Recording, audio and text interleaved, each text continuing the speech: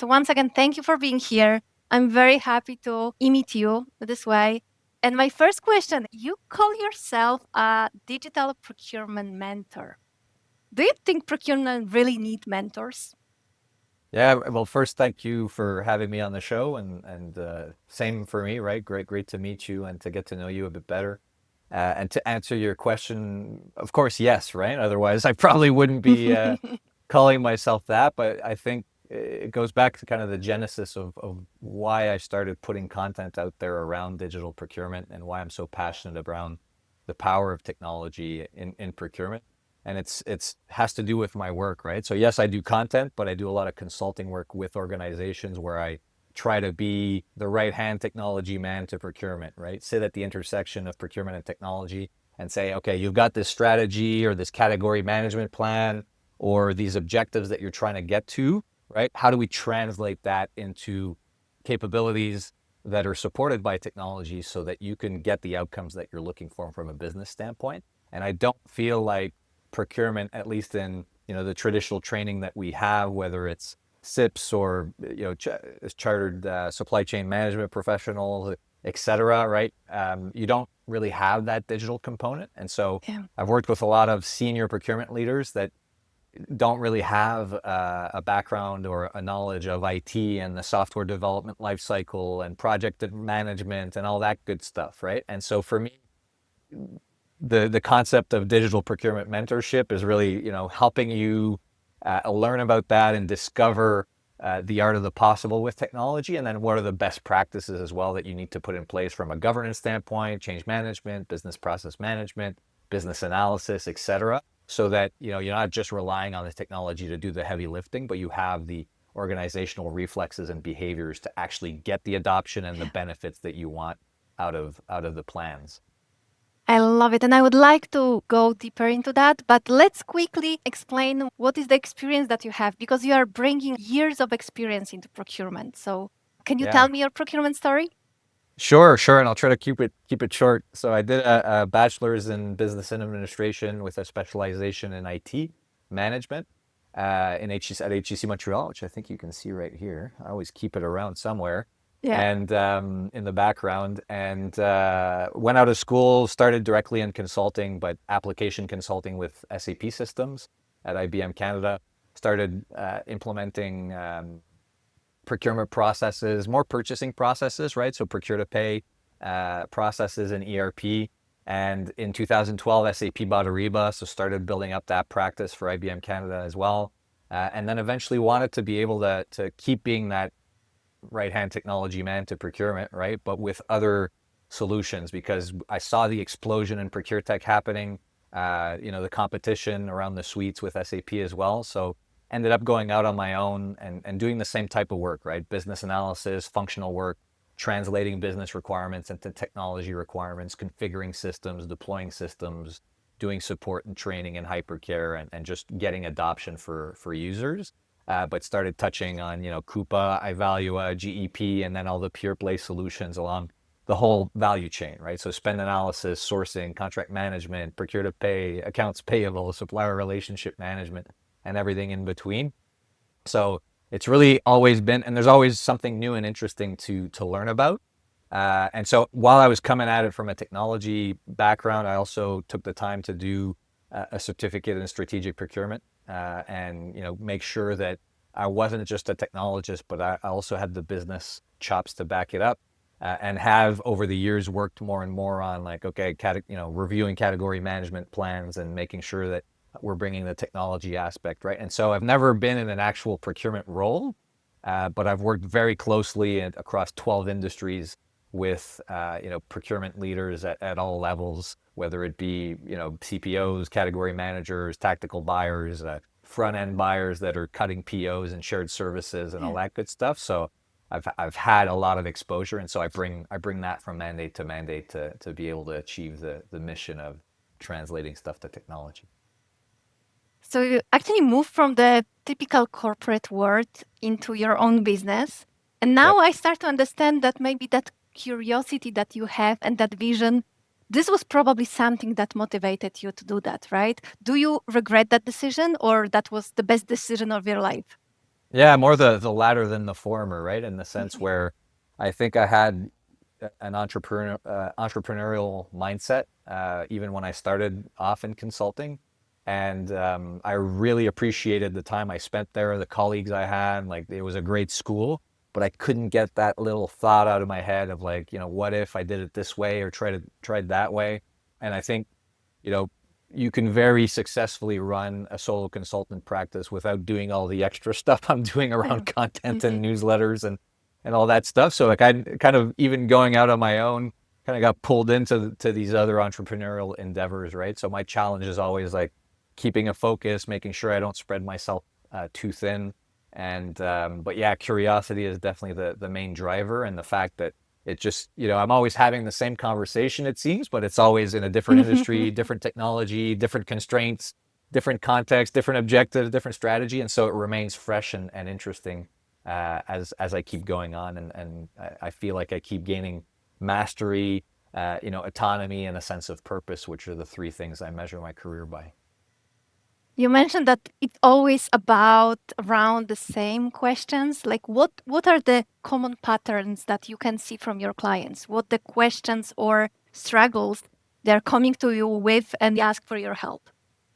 Yeah, well, right now it's like information overwhelm, right? In the sense Yeah. where I think a lot of procurement departments and teams understand that there's, these 600 plus solutions that Mm, are available on the market to help them achieve their objectives, yeah. but they don't know where to start, right? And how to essentially conceptualize the market so that have a framework to attack it and actually get quickly to the outcomes that you're looking for, right? And so that's really where our focus developing tools and frameworks is saying like, hey, when you think about the procurement technology market, there's 7 or 8 blocks, right? And then within those blocks, there's sub functions that you may or may not need, right? And let's map that to Mm, your objectives, your processes, right? And what you're trying to develop as business capabilities.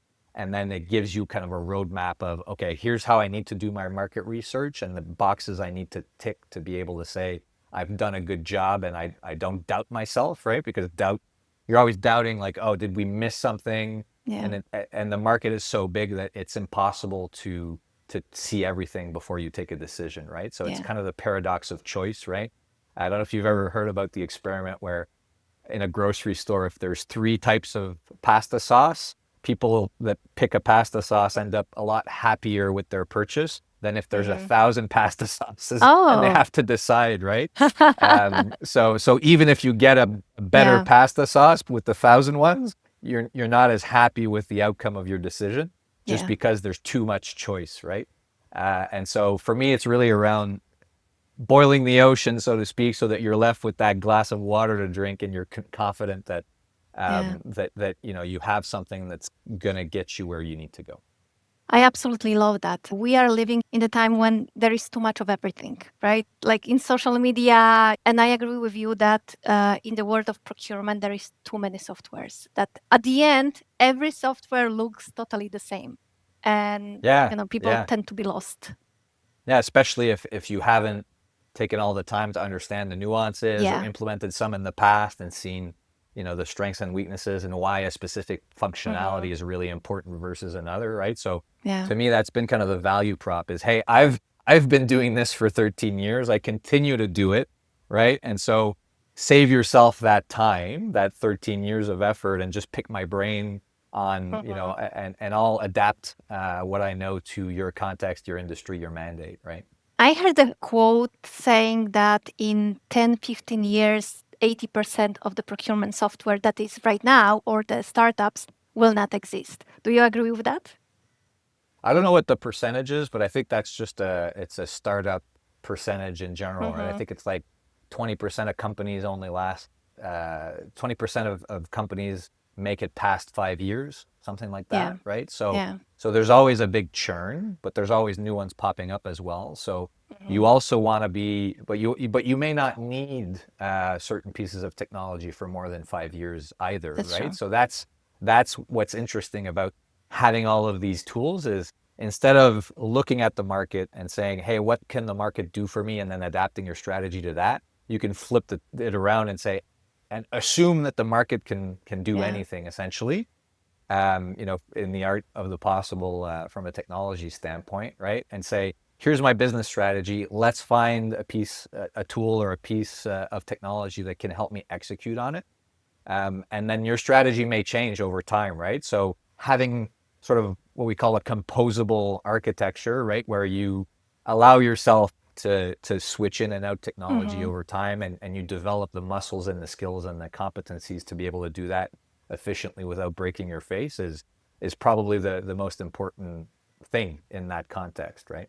So to your point, to your question, I don't think those stats are too high. Yes, there is a lot of churn, and you do see the ones that have been around for a longer period of time. But I also think, as procurement and as business in general, we just need to be more um, flexible in how we think about applications. Right? We can't be putting in place these big monolithic tools that we only change every 10, 15, 20, 25 Mm-hmm. years Yeah. anymore. Right?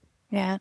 And with your experience with so many tools on the market, what um, what it takes to build the best tool on the market? Is that responding to stakeholder needs or the buyer's needs, or to be distinctive? Or what is that X factor that made Yeah. the tool interesting for you and for your clients?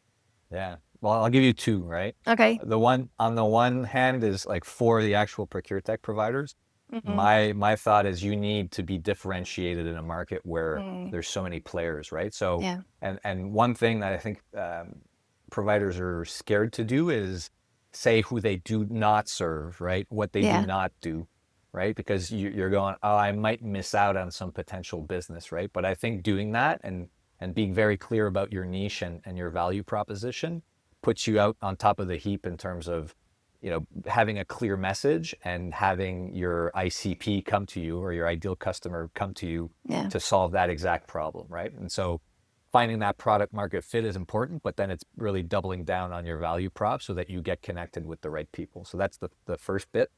And then the other bit is more on relationship and ability to execute, right? So I would much rather have a tool that does a lot less functionality wise, but has a really strong delivery team on the things I mentioned up front, right? Business analysis, Mm-hmm. change management, deployment planning, et cetera, getting me to adoption and to Yeah. benefits, than having a tool that does everything, but that we're never going to use anything in there, right? Because Yeah. changing human habits and behaviors and integrating that into people's everyday work is where the magic happens. And so I want a procure tech team as a procurement organization that's going to help me do that, right? Transition from how we work today to how we need to work tomorrow with the application. And most organizations have a much lower capacity to adopt change than we think, than our Yes. reflexes. I Like we agree. we think we can adopt change, individually and as a team. We think we could do anything, but our capacity is much more limited than we think, especially if we're doing it on top of running operations, right? And people have, you know, kids and families to take care of, and aging parents, and they're following politics, and they're trying to get involved in community and all this, right? So we're just one other thing that's Yeah. asking for their attention when we implement this new procurement system. And so having a team that understands that and is going to do everything in its delivery to make it as easy as possible for you to, as a procurement professional, and everybody on your team, to switch is really, really, to me, the most important part. And I think a lot of people resist those automations, right? Because, for example, with AI, buyers are afraid that they will lose their jobs, right? So, Mm. do you think that's fair?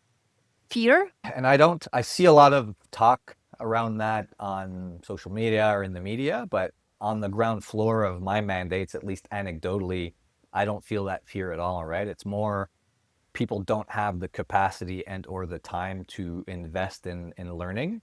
And so they understand that IT, yes, but AI and just all the subdomains of AI have great potential, but they don't have the roadmap to develop that digital literacy.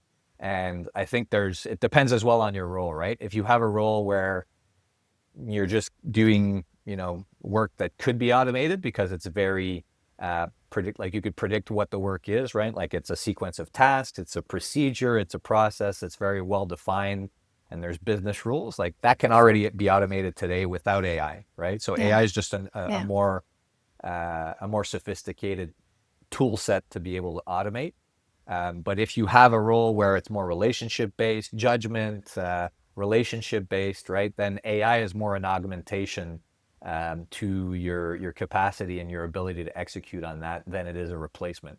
And so I think if you're scared about losing your job to AI, there's two things you can do. A, it's transition from work that is very predictable, right, and can be automated even today, to this other type of work where it's there's more human components to it, right? And the other piece is take the time to do the Google course on AI or Microsoft course on AI, or there's a couple of universities that give courses on AI, or read my newsletter, right, where I'm trying to cover this stuff and make it accessible to procurement professionals in context. But it's just educate, right? Because Yeah. usually fear is driven by the unknown, and I think I agree. Yeah. that's probably the only component here. But to me, this is just the next iteration of like the internet in the 2000s and moving to the cloud in the 2010s, and it's just Yeah. we just keep improving technology. That's Yeah. all it is. That's true. And I think this is the reason why you started your procurement tech cup.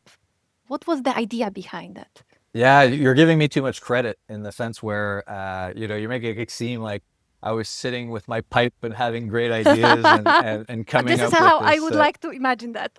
Yeah, exactly. Petting my dog and looking into the Yeah. distance. Yeah. But no, it was actually just born of an accident in the sense where, I post regularly on LinkedIn, and I was reading an article on March Madness one morning, which is the NCAA basketball tournament in the US for colleges. And I said, oh, what if I put like ProcureTech brands in a bracket and like had people vote, and we found LinkedIn's favorite ProcureTech solution, right? And just kind of brainstormed the concept and put it in a post, and like closed my laptop and went about my day and my work. And then the post exploded, right? And I had like Wow. 70 solutions nominated within a couple hours. And so I went like, oh, okay, I guess I better do something, right? Like I hadn't thought about execution or all that. So the first year I just kind of made it up as Mm. I went, and then figured out the concept. And then the second year is about making it, like, proving to myself that it was repeatable, and that we could get brands to actually own their participation. Because the first time around, Mhm. people had nominated brands, we kind of just put them in the bracket without them Yeah. knowing about it, and kind Yeah. of made it work, right?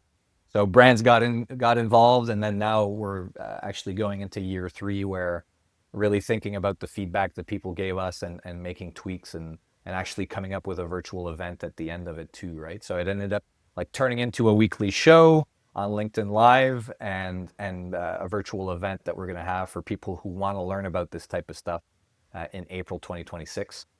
So all depending on when you're watching this, you could I would love to join. reach out, right? Yeah.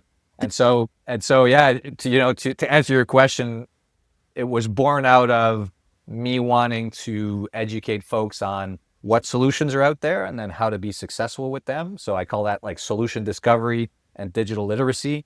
And it took on a life of its own, and I'm just trying to follow the parade, right? Like I'm just trying to make it work, and do Mhm. it justice, and make it so that it's win-win for everybody involved. And what you learn by that, by doing that, I'm sure you met a lot of technology companies and you understood, what they offer to the market. What's your intake after the two? I think it's the third year right now, right? Yeah, After yeah. the last 2 years. Yeah, well, it covers a lot of like what we discussed in the beginning of this interview, right? Around the fact that there's a lot of folks that or a lot of products where I think they should do a better job of saying who they don't serve, right? Mhm. Being very, very clear on their value proposition, because some a lot lead with AI, or in the past couple of years at the very least have led with AI. And I get it, right? Like it's what's getting eyeballs and attention. But then when you start trying to think, like, people have a hard time understanding, okay, what it is, what business problem do you actually solve, right? Mhm. AI is just the means by which you solve it, right? So Yeah. I think messaging is getting more mature. Procurement's getting more mature as well, Mhm. right? With COVID and the supply chain challenges in the past couple of years, I think like Yeah. my grandma knows what procurement and supply chain is now. So I feel like Wow, that's the there's biggest more success. awareness. Yeah, there's more awareness. And so, what I've learned from running the event from a procure tech standpoint hasn't really changed, but it has strengthened what I thought before. And Mhm. then from the actual running the event standpoint, it's more, okay, there's a lot of work that has to go behind putting something like this together, because ideally you want to have that relationship with each and every Yeah, stakeholder that's participating in the event, and making sure that you're understanding their expectations of outcomes and their needs, and on yeah, all sides, and trying to put together something that meets all of those expectations as best as possible, while being true to the mission and the objectives, and so it's really been kind of like building another business within a business, in a mhm. sense, right? But I love it. So I just keep plugging away. And what is the trend in voting? Because every year we have some trend or some hype on some kind of Solution, sourcing, yeah, right? yep. Solutions or maybe some other. What is the trend right now and how is it evolving year after year? I haven't analyzed that in detail, to be Mm, honest with you, but gut feeling tells me that there's less interest, I think, for spend analysis and contract management. And I think for two reasons. Spend analysis, it's both, they're different, right? So spend mhm. analysis, I think it's because everybody recognizes that it's the foundation, Yeah, and that you need to have that as the first tool in your tool set. Because if you don't have that, then it's kind of like driving in the dark with no headlights on. Like, you don't know where you're going. You can't answer ad hoc questions about spend. You can't really put business cases together very well, because you need to slice and dice spend to say, okay, the solution or the thing we're going to do is going to affect this spend. And so here's the benefits that we expect, et cetera, et cetera. So I think spend analysis is very mature, but still a very key component for net new procurement functions. And for CLM, I think it's just that, we went really hard on functionalities around like clause libraries, contract templates, workflows, etc. And these are all things that um, legal has to adopt, not procurement, right? Like, your yeah, counterparties in legal need yeah. to adopt to be able to get the outcomes that you want. As procurement, what you really need is like a repository, and target renewal dates and notifications Exactly. around that, Yeah. so that you're always on top of the work that you need to do. But there's that push and pull between legal and procurement around CLM. So I've found that most procurement organizations have scaled back what they need for CLM, because that collaboration with legal, legal needs to bring their Mhm. tool to the table, right? Or Yeah, they need to be the main stakeholder there, whereas we've been trying to push yeah. tools onto legal, right? But otherwise, like, whether it's e-sourcing, procure to pay, SRM, accounts payable automation, supplier networks, they're all still very relevant, and remain fairly, I would say, fairly stable in terms of, or neck and neck in Yeah. terms of importance, and how people are looking at them, Okay. depending on industry and context, for sure. Yeah. And I saw the trend a few years ago. The companies were focusing on one tool that will bring you a lot of functionality, right? So there Yep. were Yep.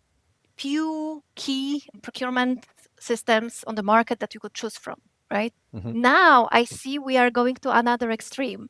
There is a lot of small Yep. tools, and now I think the biggest challenge is to maybe meet in the middle, because I cannot imagine when I'm working for the big company, I cannot imagine ask my stakeholders to use 10 different tools for Yep. you need P2P, you click here, you need sourcing, you click here, and so on. It's like um, yeah, I don't think this is the right direction, right? Yep. So, what's your intake on that? Yeah, and it goes back to the concept around the capacity to adopt change, right? Mhm. So I think we went, hey, we're going to go buy a suite, and we're going to get all the modules, and Yeah, we're going to have everything we need, yeah. right? And it's going to be integrated, it's going to be wonderful, but we did not have the capacity to adopt change on all those different processes, right? Mhm. And then, to your point, going the other, if you swing the pendulum in the other direction and you try to have a composable suite where you buy modules or even sub modules. So, I mentioned spend analysis, sourcing, Yeah, contract management, et cetera. yeah. You now have tools that only do renewals, or that only Mhm. do, like, they do sub processes within the subdomains of Yeah, procurement, right? And so it could get out of control very quickly. And if you're trying to get tools to cover all of the value chain again, right, it's going to be too much from a capacity to adopt change, and you're going to lose the advantages of having a suite from an IT standpoint where you have less interfaces and the need to exchange data between systems and all that good stuff, right? So I think the answer to your point is in the middle somewhere. But to be in the middle somewhere, you need to be very clear on flipping the script and around the market, right? And saying, what's our business strategy? How does procurement strategy fit into that business strategy? What capabilities do we need to reach to execute on that strategy and reach our objectives? And once we have a very good handle on that, we could go to the market and say, here's the capabilities I need, right? Everything else, we ignore it, Uh-huh. right? So if we have 12 categories that are driven by having very high volumes of sourcing events on a daily basis, that's a capability that I'm going to want to focus on because it's going to drive value Yeah. at the end of the day, Yeah. right? And I can make do with like shared drives and manual processes and Excel files for the other stuff, right?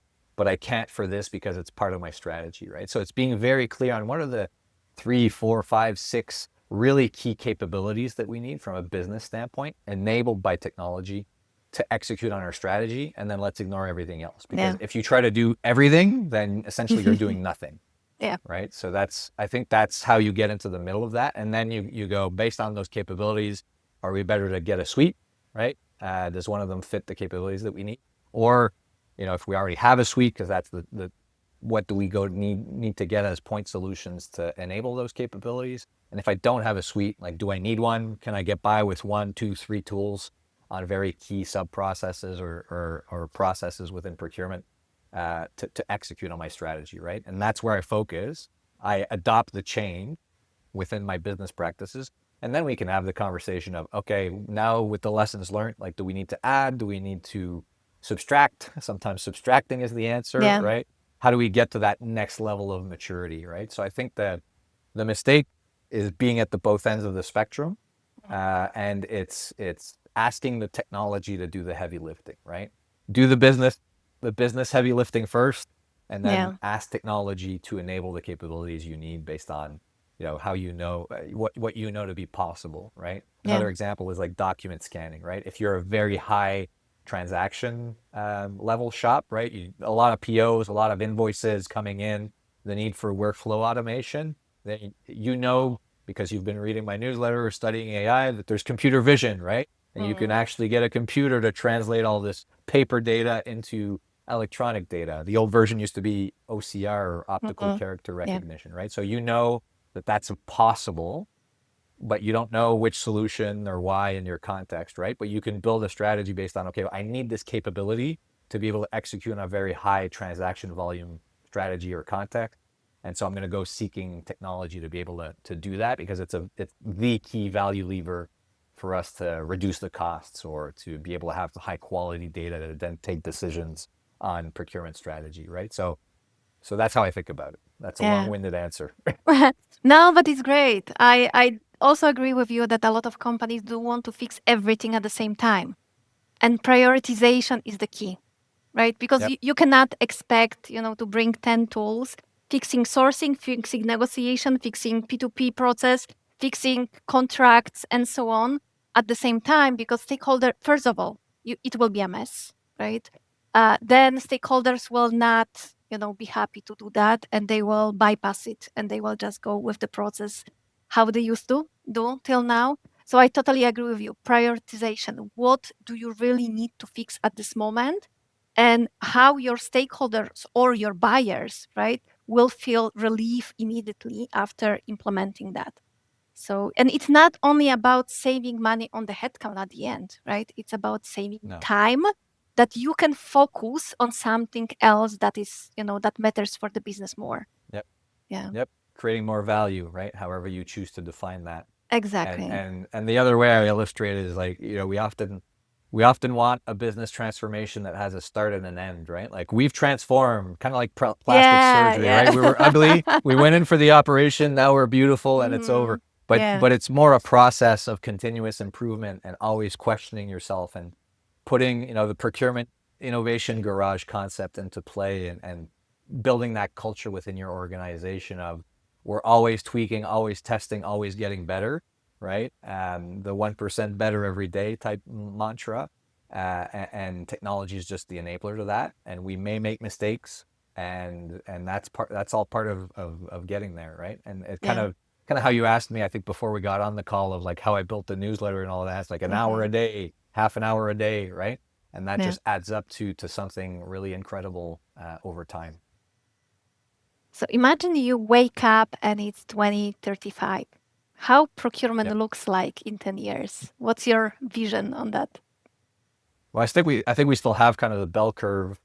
I'll call it a performance that we have today, right? You have a very small sliver of organizations that have very high performing teams that get a lot of the concepts that I've discussed on this call and are living them and implementing them in their business. And then you have the mass of people in the middle of the bell curve where they have some concepts integrated, some tooling, whether it's AI enabled or not, right? And then you have the laggards, right? So I think the bell curve applies. It just shifts a little bit to the right in terms of where that average performance level is, right? So I like using the F1 analogy where like everybody drives a car, but there's only 10 F1 teams, and even Hmm. within the F1 teams, there's super variable levels of performance, right? So if you want to be 100% AI automated shop, right? You're an F1 team and you can get there, but there's a lot of work, right? You have the same engines as everybody else, but Yeah. you have to have teams looking at every single details of process, people, technology, aligning everything perfectly so that you get the performance that you want.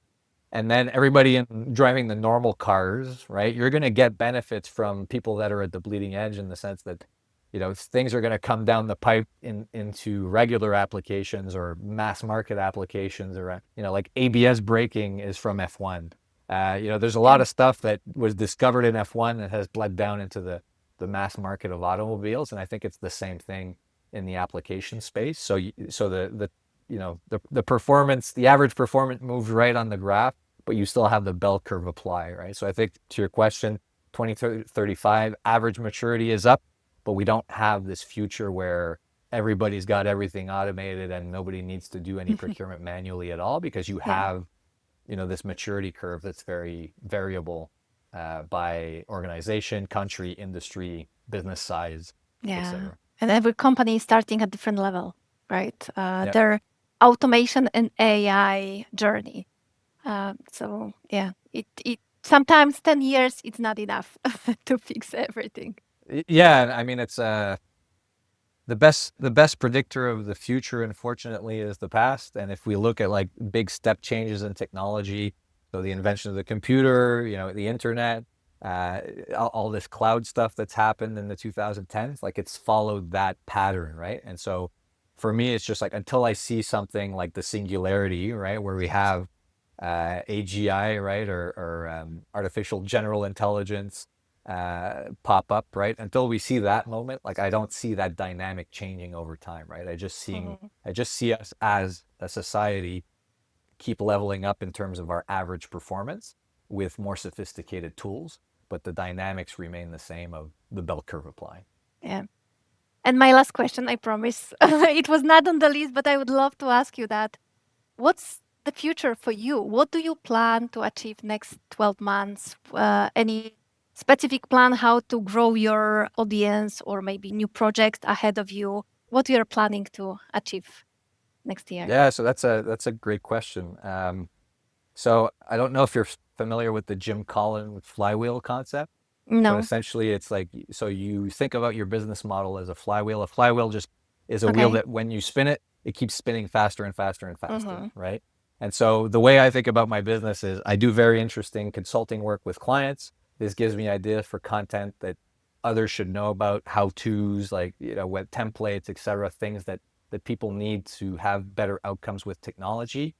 And then that leads to collaborating, creating content with brands that have a similar vision on digital literacy, and then sharing that with an audience that is passionate about leveling up their digital literacy, and that leads into more interesting consulting mandates, right? And so to me, it's just keep on spinning that wheel and doing it at a higher quality level, a higher value level, and then hopefully getting the associated revenue on the business model as well. But it's more of the same essentially. It's a very very roundabout way of saying more of the same.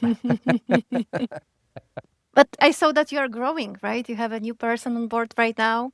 So that's a huge milestone, I would say, for the single entrepreneur to grow the business. So congratulations Thank you. for Thank you. that. And I purposely always tried to keep it small, right? Because Mhm. It's I more find that, personal this way, right? yeah, yeah, Mhm. exactly. But at the same time, like I feel, yeah, I was getting to a point where, I think I gave you the analogy or someone else before the call as well, of like you feel like you're driving in a car, right, with the windows open, and there's a lot of important papers in the car, and there's stuff Mhm. flying out of the windows, and you're on the Yeah, highway, right, yeah. and you're just trying to grab the important papers. And I figured I'd like sit somebody else in the car with me so that we could grab more papers. Yeah, yeah. I feel you.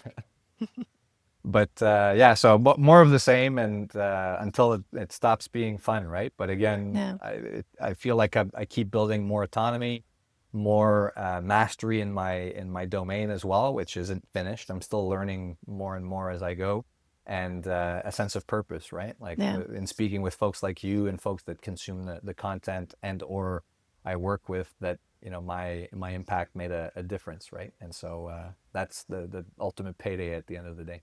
Awesome. Thank you for your time. I did enjoy our conversation. Thank you for that. And all the best in the future. Yeah, likewise. Thanks for Thank inviting you. me. It was great to chat.